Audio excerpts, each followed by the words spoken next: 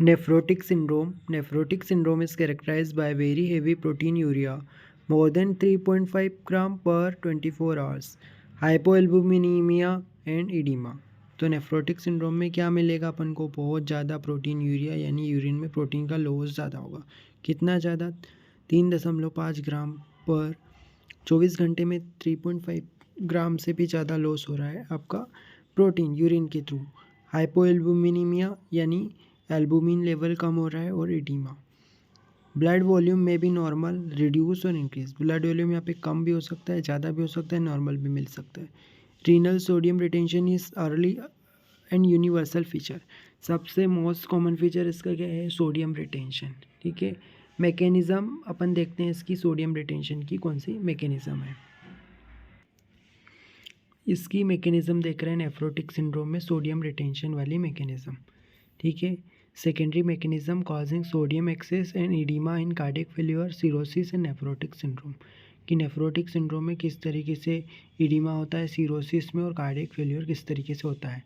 Primary retention of sodium and water में also contribute to edema formation when glomerular filtration rate is significantly reduced। जब GFR reduce होगी तो भी आपको oedema मिल सकता है।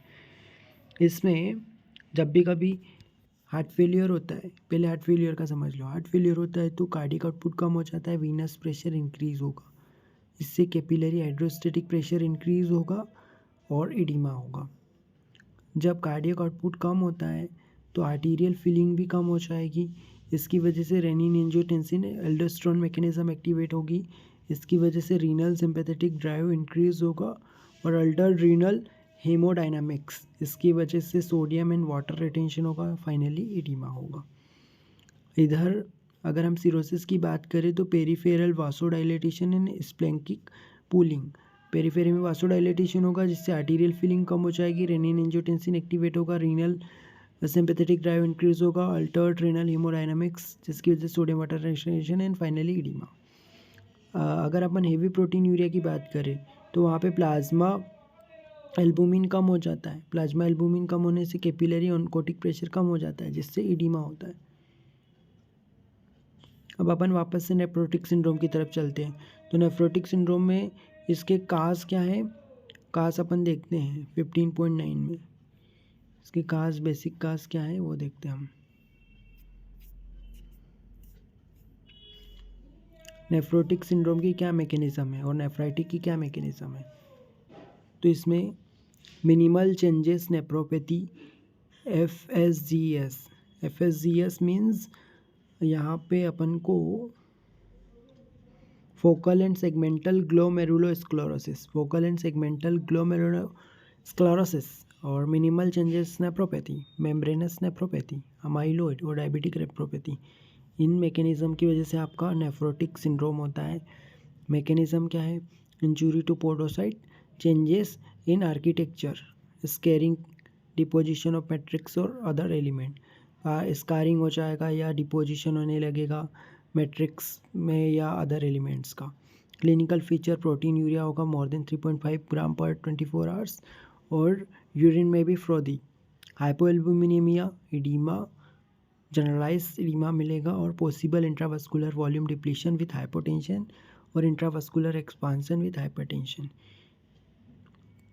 तो नेफ्रोटिक सिंड्रोम का ये मैकेनिज्म हुआ। इधर नेफ्राइटिक में क्या होता है? यहाँ पे अपन को हिमेचूरिया, प्रोटीन यूरिया भी मिलेगा क्योंकि यहाँ पे इन्फ्लामेशन हो रहा है। Reactive cell proliferation, break in the glomerular basement membrane, GBM, glomerular basement membrane का डिस्ट्रक्शन होगा तो उसकी वजह से हिमेचूरिया, प्रोटीन यूरिया, हिमेचूरिया भी होने लगेगा। इसमें हिमेचूरिया, एडिमा, हाइपरटेंशन, ओलिगोयूरिया और reduce renal function reduce oliguria मिलेगा इन केसेस ऑफ नेफ्राइटिक। पर अपन अभी टॉपिक पढ़ रहे हैं नेफ्रोटिक। ठीक है, तो anti glomerular basement membrane disease किसको कहते हैं? नेफ्राइटिक को। और क्योंकि ये पोस्ट स्ट्रेप्टोकोकल ग्लोमेरुलोनेफ्राइटिस की वजह से ये होने वाला है। ठीक है, तो हिमेचूरिया मिलने वाला है नेफ्राइटिक में। नेफ्रोटिक में मेन है एडिमा और प्रोटीन यूरिया, हाइपोएल्बुमिनेमिया। अब देखो इसमें पोडोसाइट डैमेज हो जाती है नेफ्रोटिक सिंड्रोम में इनडायरेक्टली, और डायरेक्टली पोडोसाइट डैमेज हो जाती है जिसकी वजह से स्कारिंग और डिपोजिशन होने लगता है एक्सोजीनस मटेरियल का। अमाइलोइड डिपोजिशन होता है ग्लोमेरुलस में। ये मैकेनिज़्म है इसकी। अब इसमें इन्वेस्टिगेशन कैसे कराएंगे इसके लिए? Nephrotic syndrome usually involve renal biopsy, although non-invasive test may also be helpful in suggesting the underlying causes. In children, minimal changes disease is by far the most common cause of the nephrotic syndrome, and therefore renal biopsy is not usually required unless the patient fails to respond to high dose of glucocorticoid therapy. Similarly, most patients with diabetes presenting with the nephrotic syndrome will have a diabetic nephropathy, and so renal biopsy is usually not performed unless the course of the disease is atypical. renal biopsy ज़्यादातर अपन इसमें नहीं करवाते, ये का summary है, diabetic वालों में नहीं कराते. Management of nephrotic syndrome should be directed at the underlying cause. In addition to nephrotic syndrome is associated with number of complications which may be required supportive management unless the nephrosis is exposed to resolve rapidly, such as a glucocorticoid responsive minimal changes disease. Investigation के लिए अपन क्या क्या कराएंगे इसमें? सबसे पहले काज देखेंगे, typical age group और इन्वेस्टिगेशन. जैसे अगर मिनिमल चेंज डिसीज़ है तो बच्चों में, यंग एडल्ट्स में, occasionally seen in alder patient. तो चिल्ड्रन, ओल्डर पेशेंट और एडल्ट्स, इनमें कोई नॉन स्पेसिफिक इन्वेस्टिगेशन ज़रूरत नहीं पड़ती मिनिमल चेंज डिसीज़ में. प्राइमरी फोकल सेगमेंटल ग्लोमेरुलोनेफ्रोसिस हो रहा है तो भी नॉट स्पेसिफिक इन्वेस्टिगेशन रिक्वायर ही नहीं है यहाँ पे प्राइमरी फोकल सेगमेंटल के लिए भी. यंग एडल्ट्स में होता है. सब एक्यूट प्रेजेंटेशन हो रहा है जैसे मेम्ब्रेनस नेफ्रोपैथी या माइलॉइड हो रहा है तो उसके लिए अपन ANA करा सकते हैं. Serology, hepatitis B, C, HIV, immunoglobins, PPE, Bence Jones proteins, ये सब करा सकते हैं. PPE यानी प्लाज्मा प्रोटीन इलेक्ट्रोफोरोसिस कराएंगे. ANA मीन्स क्या होता है? Anti nuclear antibody. Anti nuclear antibody, plasma protein electrophoresis, hepatitis B, C, HIV, serology यानी मेम्ब्रेनस नेफ्रोपैथी में कराएंगे मिडिल एजेड पर्सन्स में. ग्रेजुअल प्रोग्रेशन, डायबिटिक नेफ्रोपैथी वाले केसेस में अपन को ग्लूकोज टेस्ट कराना पड़ेगा, ग्लाइकोसाइलेटेड हीमोग्लोबिन टेस्ट कराना पड़ेगा. और ये डायबिटिक नेफ्रोपैथी एनी एज में हो सकती है but rarely less than 10 year from the diagnosis of type 1 मतलब टाइप 1 डायबिटीज़ वालों में मिलेगा डायबिटिक नेफ्रोपैथी. तो देखो, मिनिमल चेन डिसीज़ में कोई स्पेसिफिक इन्वेस्टिगेशन नहीं करा रहे, प्राइमरी में फोकल सेगमेंटल ग्लोमेरुलोस्क्लेरोसिस में भी नहीं करा रहे अपन. बट जब मेम्ब्रेनस नेफ्रोपैथी होती है, अमाइलॉइड डिपोजिशन होता है, तो वहाँ पे अपन hepatitis B, C, HIV, serology ये सब कराएंगे. Anti nuclear antibody, plasma protein electrophoresis, Bence Jones protein.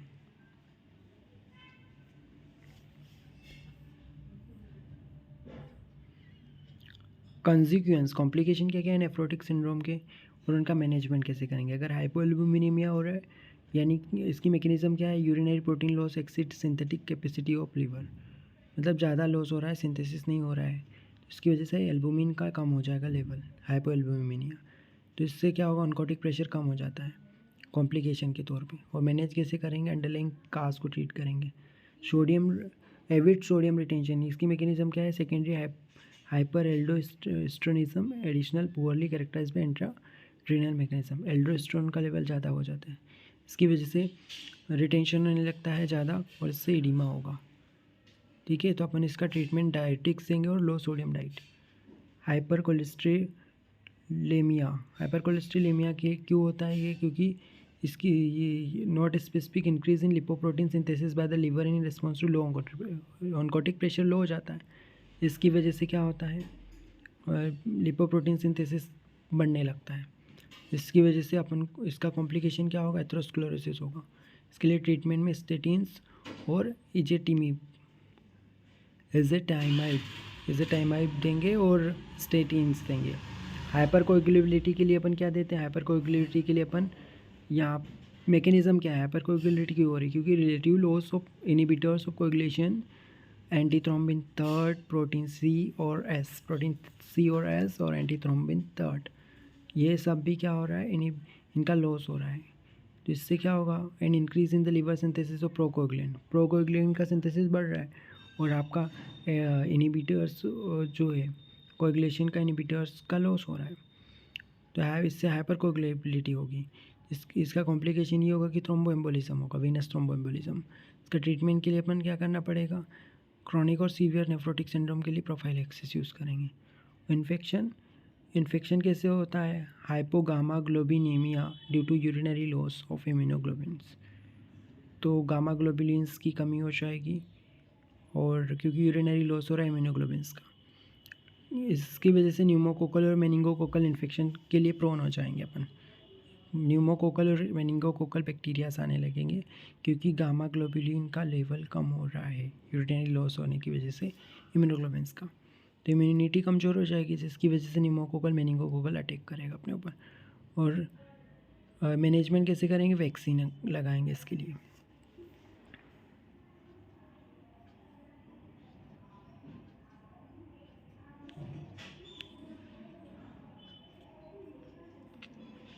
Edema is caused by the excessive accumulation of fluid within the interstitial space. Clinically, this can be detected by the persistence of indentation in the tissue following pressure on the affected area.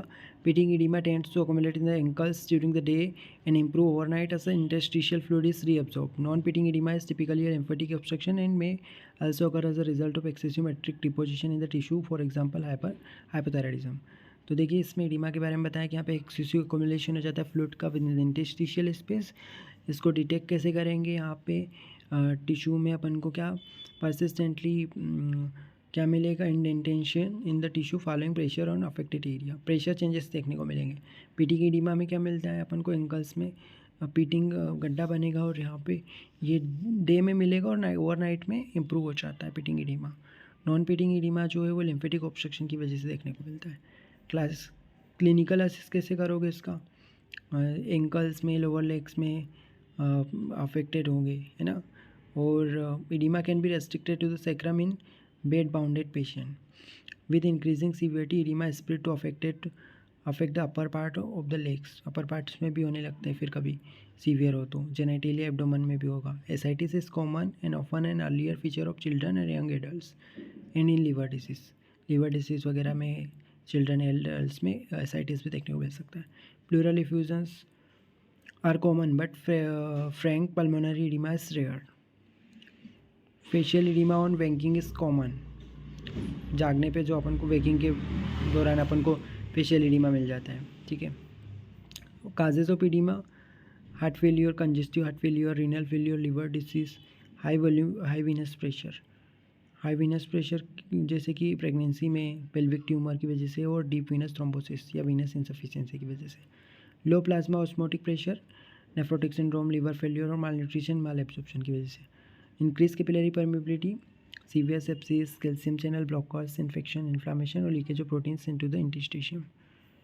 Lymphatic obstruction क्यों होता है, filariasis, lymphogranuloma venereum, malignancy, radiation और congenital abnormalities. तो ये सारे basic cause थे oedema के। Increase total extra cellular fluid, high local venous pressure, low plasma osmotic pressure, increase capillary permeability और लिम्फेटिक ऑब्स्ट्रक्शंस। इन्वेस्टिगेशन में अपन हिस्ट्री और examination of CVS and abdomen, liver function test और ascites वगैरह का investigation कराएंगे। Management, elevation of the leg, compression, stroking, thiazides, low dose of loop diuretics, furosemide और bumetanide, ठीक है। फ्यूरासामाइड वगैरह देंगे, थायाजाइड्स वगैरह देते हैं, डायूरेटिक्स देंगे, सोडियम इंटेक को रेस्ट्रिक्ट कर देंगे। और डायूरेटिक्स कब यूज़फुल नहीं होते, जब वीनस और लिम्फेटिक ऑब्स्ट्रक्शन हुआ है, तब डायूरेटिक्स का कोई रोल नहीं होगा एडिमा में, ठीक है। वीनस थ्रोम्बोसिस वगैरह में उसको ट्रीट करना पड़ेगा।